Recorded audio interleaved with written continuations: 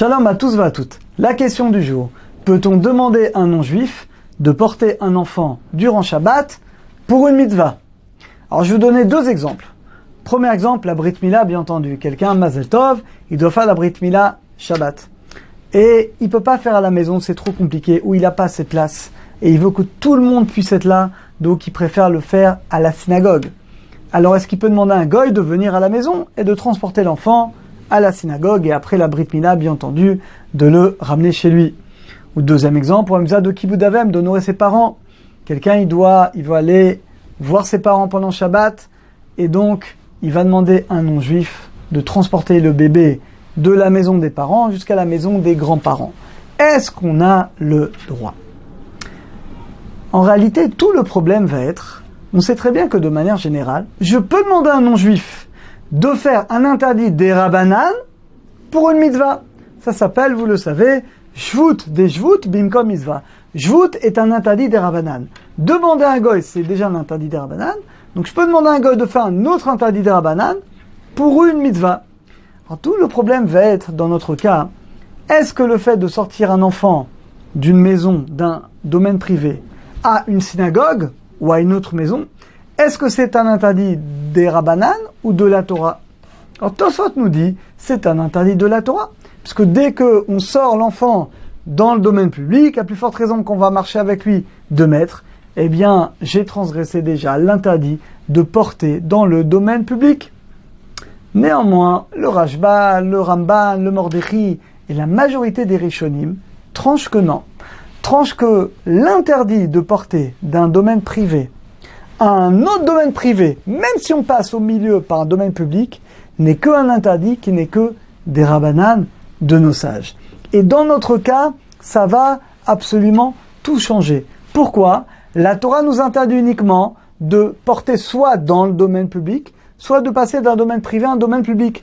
Mais quand je pars d'un domaine privé pour aller dans un autre domaine privé et que je ne m'arrête pas, même si je traverse les Champs-Élysées, ça restera un interdit qui n'est que des Rabbanan. Et les plus grands maîtres de notre génération, le Rav Yosef, le Rav Shlomo Zalman Auerbach, vont trancher ainsi.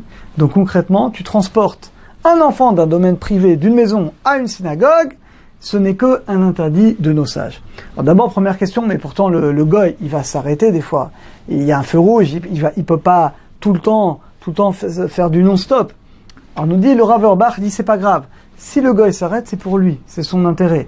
Mais le fait que théoriquement, il peut le faire d'un coup, ça suffit pour nous à considérer que l'interdit n'est que de nos sages.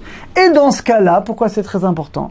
Eh bien, dans ce cas-là, j'ai le droit, Shabbat, de demander à un goy, une femme de ménage par exemple, qui va venir chez moi, je lui dis, regarde s'il te plaît, tu m'emmènes l'enfant à la synagogue, il va sortir donc le bébé de la maison, donc vraiment de la porte de la maison, attention, il va sortir le bébé de la porte de la maison, il va l'emmener à la synagogue ou dans la maison des grands-parents, même s'il s'arrête, c'est pas notre problème, eh bien ce n'est qu'un interdit des Rabbanan, donc j'ai le droit de demander pour une mitzvah, soit pour une Brit Mila dans notre exemple, il va l'emmener à la synagogue, après il va le ramener, soit pour la mitzvah par exemple de Kibud Avem.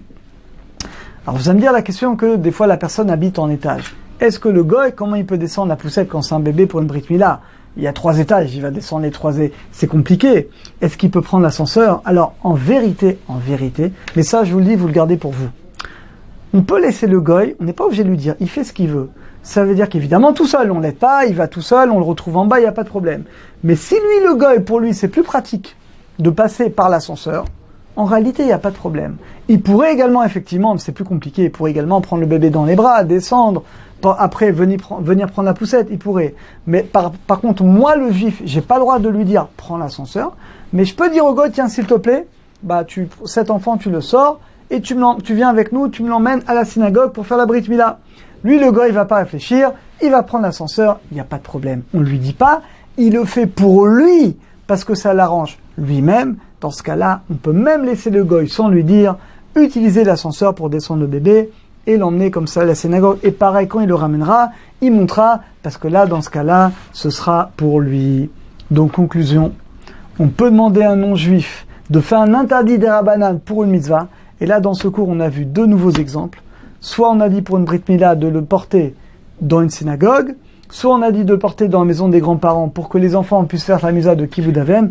Dans tous ces cas, il est important que le goy, bien entendu, il le prenne vraiment à l'intérieur de la maison et que ce soit lui qui le sort de la maison.